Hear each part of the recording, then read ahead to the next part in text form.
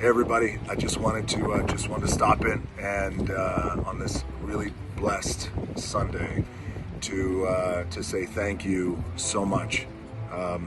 Thank you.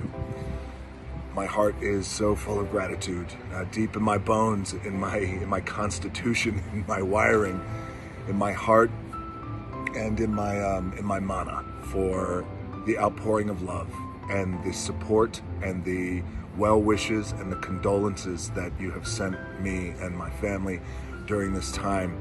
You have lifted my spirits in ways that I hope you can imagine. So all your messages, your lengthy messages, your deep messages, all the stories that you've shared with me, I've read as many as I possibly could, and the quality that it has provided me during this time has been immeasurable and invaluable, and I thank you guys and I love you for this support. As you know, I lost my old man a few days ago. I lost him just like that. Didn't get a chance to say goodbye to him. I would give anything right now to give him a big old hug and a big old kiss before he crossed over, and just say thank you and I love you and I respect you. But I didn't get a chance to say that. But you know, such is life, as many of you know, based on the messages that you have shared with me, that many of you understand this pain when you lose a parent. And even those of you who have never lost a parent, you've lost grandparents, you know, you understand that, and you've lost loved ones. We've all lost loved ones. And, you know, it's life. Such is life, the cycle of life, that it's painful, it's amazing, it's beautiful, it's heartbreaking, it's powerful, it's a kick in the gut. It can knock you down, it can knock your ass out, as it felt like it's knocked me out this week. But the blessing that I'm realizing and that we have to manage with something like this is, now you rise, now you get back up, and now you live as greatly as you possibly can in the wake of the life and legacy that your loved one has left, and especially a parent, and especially a dad. You know, there's just a unique bond. I've got the greatest bond with my three daughters, Simone, Jasmine, and Tia. And there's nothing like the bond of a father and a daughter. There's nothing like it. There's that great quote, which is, you know, every man wants a son, but every man needs a daughter. So I've got the most beautiful relationship with my daughters.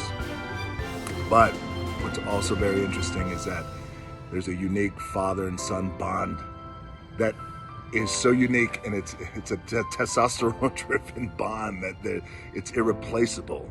So there's so much about my old man and all of his complexities that only me as his son can understand. And anyway, such is life. And a lot of you guys wanted to know what happened to my dad. So he had not been feeling well and been battling a cold and infection. And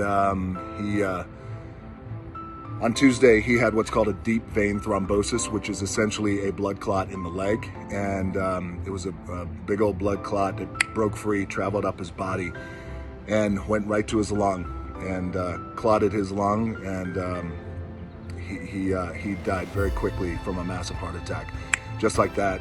And according to the medical examiner who performed the autopsy, it was clear and very evident of what happened. And you know, my question was he in pain? Did it go quick? Was it drawn out? And you know, he said he went fast. He went quick. That's my old man. He was always quick. But that did give me great comfort in knowing that it wasn't prolonged. And the reason why it gave me great comfort, even though I didn't get a chance to say goodbye to my old man that one last time, is that he had been in a lot of pain. He had been in a lot of pain for a very, very long time. And you know, that's the life of a pro wrestler, especially at that age and coming from out of that era, from the 60s, 70s, and 80s. You know, he banged his body around And he had always told me, you know, a day without pain is like a day without sunshine. And he would tell me that when I was 10. So you can imagine that's a lot of years of being in pain. So, you know, my old man, there's no more pain, which makes me happy that he's not in pain anymore. If you guys out there, if you have parents around, your mom, your dad, your wife, your husband, your babies, your children, your best friends, your grandparents, text them, call them, go see them if they're close by, and if you can hug them, I want you to hug them. You tell them that these are the marching orders from Dwayne Johnson, who just lost his old man. But you hug them, and you hug them hard, because that's what I'm doing with my family and my friends and the ones I love. I'm hugging them hard, because you never know what's around the corner. We just never know. Here today, gone tomorrow. We are laying my dad to rest this Tuesday and saying goodbye to the soul man. And today I am up for air. I'm gonna go in this gym and I'm gonna crush my leg workout in honor of him. And it's appropriate because he taught me how to work out. He was, you know, he taught me, you know, training, and he was kicking my ass on the wrestling mats when I was 5 years old, and then on the weights when I was 10. So it's appropriate I'm doing legs because he hated doing legs. Spending some time with my family today, and then I'm gonna break out my pen and my pad, and then I'm gonna write the eulogy. I've written a lot of speeches for myself over the years, but I have no idea where to start with this one. But I do have my tequila, and I could hear him now. Good, that's the way you gotta do it. I could also hear him now. Make sure you put me over in the speech. Say good stuff about me. I could act. For those of you who know my dad, you know that he would say, you tell him I taught you everything you know, but I didn't teach you everything I know. That's right, Dad.